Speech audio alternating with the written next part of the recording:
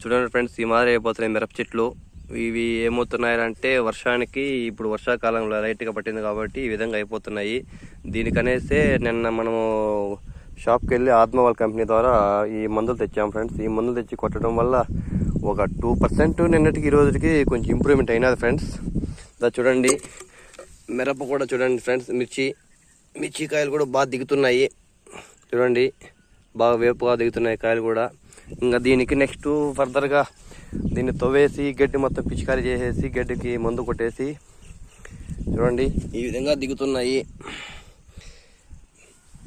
వీటికి ఇంకా ఫ్లవర్ బోను మ్యాక్స్ అనే 2 మందులు స్ప్రే చేస్తే కన్నా బాగా పూత కట్టు కాకుండా బాగుంటుంది. మేమేం చేసాంరా అంటే ఇది చేను నేల కాదు, మడికట్టు నేల. అంటే మనము మడి నాటుతాం చూడండి, అట్లాంటి నేల ఇది. అందువల్ల చెట్లు బాగా ఏపుగానే వస్తున్నాయి. కానీ ఏమవుతున్నాయంటే ఫ్రెండ్స్, ఇది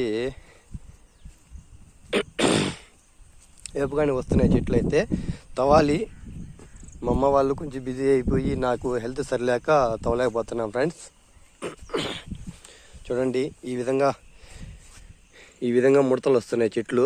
దీనికి ఏదన్నా మీరు కూడా సజెషన్ ఇస్తే దాన్ని బట్టి ఫాలో అవుతా ఫ్రెండ్స్. నేను ఫస్ట్ టైం నేను కొత్తగా అగ్రికల్చర్లో దిగా ఫ్రెండ్స్.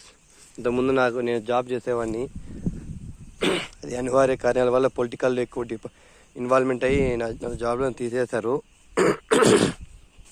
చూడండి ఫ్రెండ్స్, మీరు ఎవరన్నా బాగా అగ్రికల్చర్లో బాగా ప్రావీణ్యం ఉన్న వాళ్ళు ఎవరన్నా సరే నాకు కొంచెం ఎక్స్ప్లెయిన్ చేస్తారని ఆశిస్తున్నా ఫ్రెండ్స్.